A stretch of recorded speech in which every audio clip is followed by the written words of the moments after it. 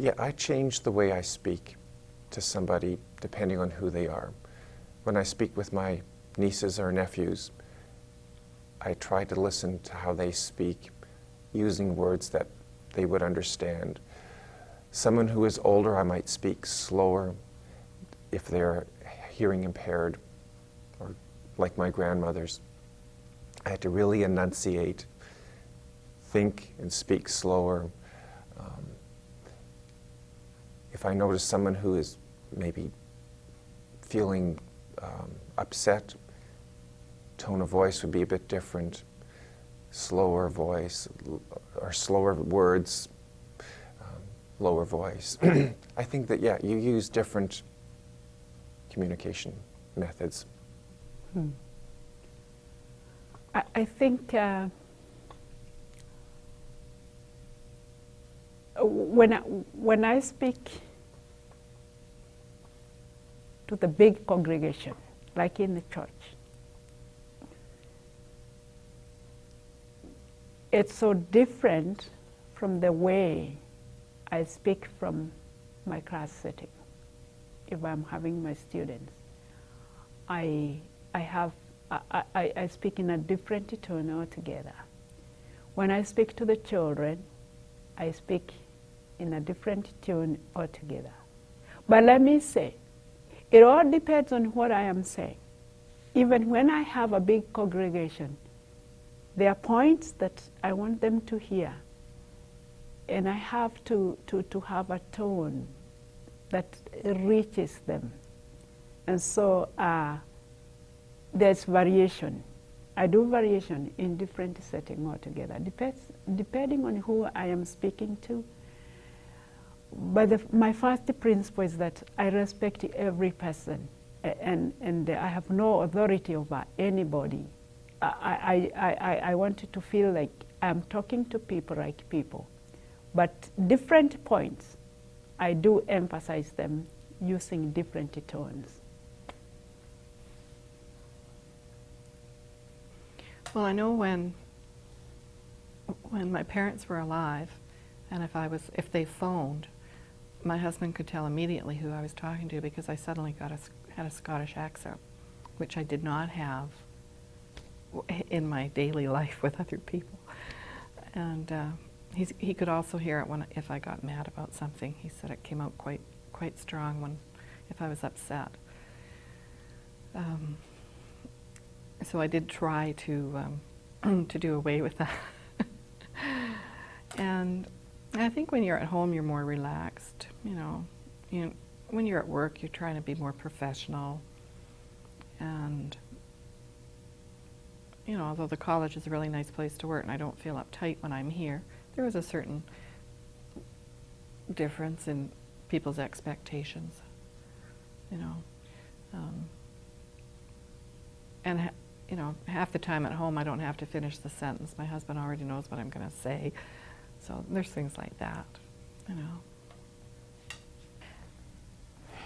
Well, if I'm in a classroom of people that don't speak English, or if I'm traveling by myself and totally dependent on lip reading, the content, you are very, very focused on the people you're talking to, totally. You don't look anywhere else. And I find that is helpful to people learning English too, because they have to do the same. They have to watch and focus. If I'm in another group of people and I know I won't hear them anyhow because they're hearing people, I just sit there and I watch everybody, and I learn a lot that way, but I can't take part in the speech. So I'm relaxed in one way, more relaxed than if I'm not trying to communicate. In church, in church, deaf church, I know the topic is going to have something to do with God, the Bible, something like that, so I'm geared. But if someone else starts telling a story, or tells a joke, I'm lost. In the hearing church, it's exactly the same, because I can't hear there either. So I'm watching, and if they are talking about God or Bible, fine, I have a clue. But if they start talking about this person, that person, or a story, or a joke, I don't know what they're saying. It's very, very boring. Extremely boring. And I haven't yet solved this problem with church. It's very boring. I mean, to be honest, because I can't hear what's going on.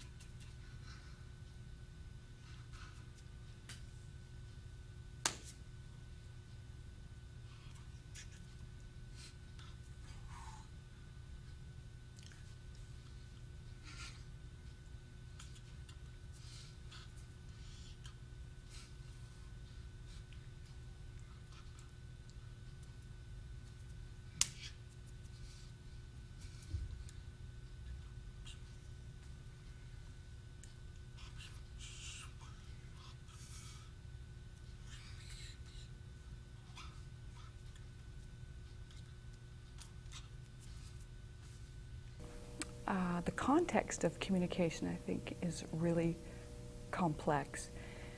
There's just the simple physical environment within which communication takes place, and so and that will have an effect on the communication, whether the room is comfortable or crowded or hot or cold, or just purely physical surroundings are part of the context.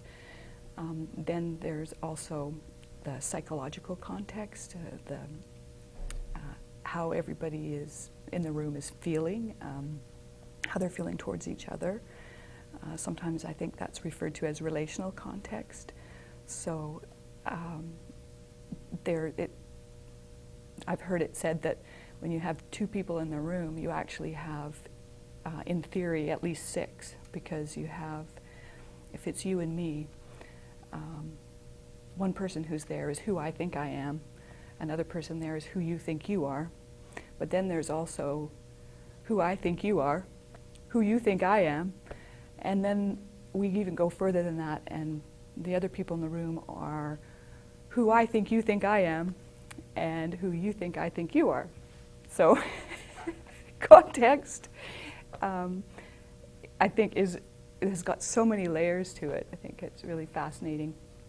And then the messages that we choose to compose they come out of all of that. So it's the same messages plucked out of context or put into a different context will have different meaning, may not be understood at all, because all that stuff would be different.